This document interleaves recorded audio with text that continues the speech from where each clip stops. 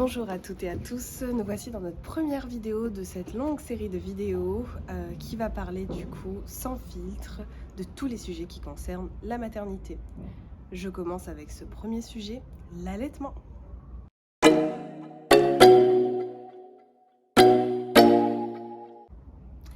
Alors, c'est un vaste sujet et j'aimerais vraiment vous donner un maximum de conseils et vous donner notamment les pistes que moi j'ai pas eues lorsque j'ai commencé cet allaitement. Je vais juste vous faire un petit récapitulatif des difficultés que j'ai eues et vous donner les solutions qui existent. Alors, la première chose, c'est lorsque ma fille est née, l'allaitement n'a pas été spontané. Dans le sens où, sans filtre, dans le sens où elle ouvrait pas assez la bouche, enfin je sentais qu'il y avait un problème. Et il y avait eu un petit peu de son de cloche au moment de sa naissance. On me disait oui mais c'est vous qui êtes douillette, oui mais elle ouvre très bien la bouche, enfin bref. Je savais pas à quoi m'en tenir et la première chose c'est que j'ai eu des crevasses. Alors les crevasses, c'est un supplice. On a l'impression qu'on nous passe des rasoirs sur les mamelons, c'est pas très agréable. Je savais pas ce que c'était jusque-là et on me disait autour de moi oui mais c'est normal que ce soit douloureux au départ. Et spoiler alerte, j'ai découvert que non, ce n'est pas normal que ce soit douloureux, ça n'a pas à l'être. L'allaitement n'est pas censé être douloureux, c'est un acte qui est naturel. Et si l'enfant n'a pas de problème, ça devrait bien se passer. Donc j'ai eu des crevasses pendant un certain temps, on m'avait conseillé de mettre de la lanoline dessus, mais ça m'a pas trop aidé, ou de faire des compresses avec mon lait pour soulager. Bon, ça aidait un peu, mais c'était quand même très douloureux. Et le deuxième problème qui est survenu, c'est que ma fille a commencé à avoir beaucoup de coliques. Et je ne comprenais pas pourquoi elle avait de coliques. J'aime pas ce mot, c'est un mot fourre-tout, mais elle pleurait beaucoup, elle se jetait en arrière, etc. Je ne comprenais pas. Et vous allez comprendre après ce que j'ai appris. J'ai eu beaucoup plus tard, du coup, quand j'ai repris le travail, je devais tirer mon lait au travail. Et j'ai eu des engorgements et des ampoules de lait. Alors, les ampoules de lait, c'est quand même un petit point blanc que vous avez qui est pas du tout agréable. Et il faut quand l'enfant tète, donc il faut essayer de mettre l'enfant dans toutes les positions possibles pour que l'ampoule pète. Sauf que quand l'enfant tète, c'est très douloureux. Donc c'est un peu compliqué. Et le tirage de lait, j'ai eu aussi des problèmes, mais je vais vous en parler. Donc pour tout ce qui est colique, ampoule de lait et crevasse, il y a plusieurs choses à voir. Déjà, il faudrait voir du côté des allergies. Est-ce que l'enfant a fait une allergie ou une intolérance à quelque chose? Est-ce que l'enfant a un frein de langue, ce qui fait que la succion n'est pas bonne? Ou est-ce que la position, l'allaitement peut-être, n'est pas ok? Et tout ça, on peut le vérifier. Donc, première chose à voir, je dirais, c'est ce qu'on appelle la confusion synthétine. Alors, c'est pas une confusion, c'est une préférence que va avoir l'enfant. L'enfant va préférer, au bout d'un moment par exemple, la tétine du biberon au sein, parce qu'en fait, tout simplement, c'est plus simple. C'est-à-dire que lorsque l'enfant va boire au biberon, en fonction du débit, ça va être beaucoup plus simple que le sein qui demande un effort avec la mâchoire, etc. Le lait va couler tout seul, quoi.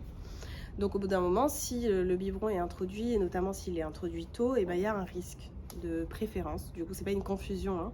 L'enfant n'est pas bête, il sait ce qu'est le sein de la mère et ce qu'est le biberon, mais en tout cas, il y a une confusion qui peut avoir lieu. Et là, c'est un peu compliqué, mais c'est rattrapable. Pareil pour la tétine, on sait que la tétine peut parfois, comme elle comble un besoin de succion, faire sauter des tétés. Et donc on a parfois des bébés qui vont pas prendre assez de poids ou ce genre de choses. Donc il faut être ok avec ce qu'on fait et par exemple si on introduit le biberon, être ok avec le fait que peut-être il y aura ce qu'on appelle un sevrage induit, donc pas naturel, mais que l'enfant va arrêter de lui-même parce qu'il va préférer la tétine du biberon et le fait que le lait coule plus vite. Alors, les conseils que je pourrais vous donner pour les problèmes, tous les problèmes que peuvent concerner le bébé, et c'est un conseil que je donne mais qui est valable pour même les bébés qui n'ont pas de problème d'allaitement, je pense que c'est bien de le faire. Déjà voir un ostéopathe, un chiropracteur ou un kiné, bref, peu importe. Voir quelqu'un dans le mois qui suit la naissance de l'enfant, c'est hyper important parce que ça vous aidera à voir s'il n'y a pas des tensions qui sont accumulées. Par exemple, peut-être que la succion est difficile parce qu'il y a une tension à gauche ou à droite, parce que il est né comme ça. Donc ça, c'est intéressant de voir ça. Autre chose et je pense que c'est le plus important, vérifier si l'enfant n'a pas un frein de langue. Attention, ne pas vérifier avec n'importe quel kiné, n'importe quel ostéo. Pas tout le monde est formé au frein de langue. Et c'est ça le problème que moi j'ai rencontré et que j'ai su bien trop tard. C'est que ma fille a un frein de langue de type 4. Donc je vous explique, les freins de langue, c'est un frein, c'est le frein là que vous avez. Et ce frein-là, s'il est trop bas, donc il est restrictif, il ne vous permet pas de lever la langue jusqu'au palais, et ben en fait, du coup, la succion ne sera pas optimale. Et en plus, ça va poser d'autres problèmes plus tard, c'est-à-dire que souvent, c'est des enfants qui respirent par la bouche, c'est des enfants qui n'arrivent pas à s'auto-apaiser parce qu'en fait, quand on ferme la bouche, normalement, notre langue, elle touche notre palais et là, c'est pas le cas pour eux. Donc, en fait, c'est difficile de s'auto-apaiser. Bref, il y a plein de problématiques qui en découlent, hein, le sommeil, etc. Ce que je vous conseille et qui est une valeur sûre, croyez-moi, c'est Au sein en douceur. Au sein en douceur, c'est une femme, c'est une médecin qui a créé justement toute une formation pour justement former les personnes à la détection des freins restrictifs, des freins buccaux. Et du coup, il n'y en a pas 50 000 en fait. Quand vous regardez, elle a on va dire, elle a un répertoire avec tous les noms des gens qu'elle a formés. Il y en a partout, mais il n'y en a pas énormément. Et donc en fait, si vous voulez être sûr que la vérification du frein est OK, il faut que vous cherchiez dans sa liste à elle, qui elle a formé au frein de langue. OK ?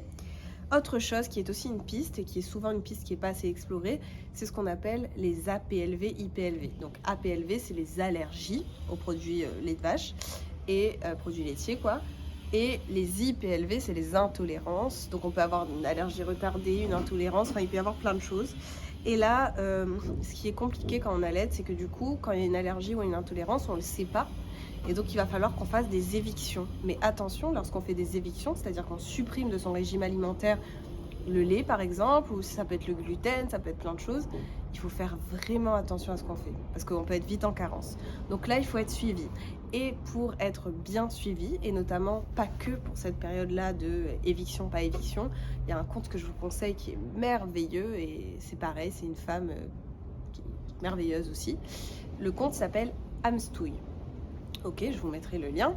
Donc Amstouille, c'est un compte qui va vous aider aussi dans la diversification alimentaire, hein, quand bébé va commencer à manger, qui a plein de conseils, plein de recettes, plein d'étapes, enfin c'est vraiment très chouette.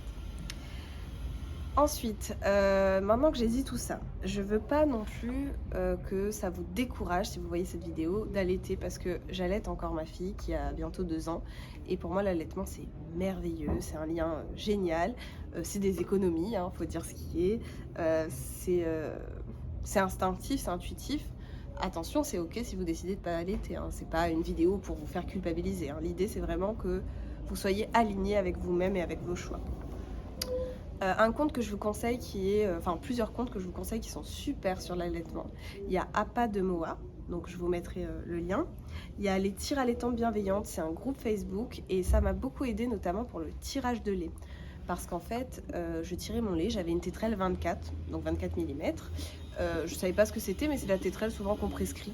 Et en fait, en fonction du mamelon, donc elles vont vous aider, hein, les tires allaitantes bienveillantes, pour que vous mesuriez bien le mamelon, pour avoir la bonne tétrelle, pour bien tirer le lait. Et en fait, comme ma tétrelle était trop grande, je tirais pas beaucoup. Et en fait, dès que j'ai mis la bonne tétrelle, et ben, j'ai tiré 90 centilitres en très très peu de temps. Donc il faut des fois juste être bien accompagné et bien guidé, et c'est tout. En fait, c'est ça qui nous manque cruellement quand on allaite. Je vous conseille donc Au sein aux douceurs, hein, comme je vous l'avais dit tout à l'heure. Je vous conseille aussi la Leche League, qui est vraiment qui regorge d'informations sur tout, sur le sommeil, sur le rythme, sur l'allaitement, sur les aliments et l'allaitement, sur la création du lien, bref, sur tout ce qui concerne l'allaitement. Et je pense que c'est à peu près tout ce que je voulais vous dire. J'espère vraiment que cette vidéo vous aura plu et pourra surtout vous aider, vous guider. C'est vraiment ce genre de vidéo dont j'ai manqué cruellement lorsque j'étais dans cette impasse de l'allaitement. Et cette vidéo, c'est un peu le condensé de moi d'errance médicale, de recherche personnelle, de travail personnel. Ça n'a pas été simple, mais j'y suis arrivée. Et maintenant, ça se passe très bien. J'espère en tout cas que vous repartirez avec plein d'informations et je vous souhaite du coup une excellente maternité et plein d'ondes positives.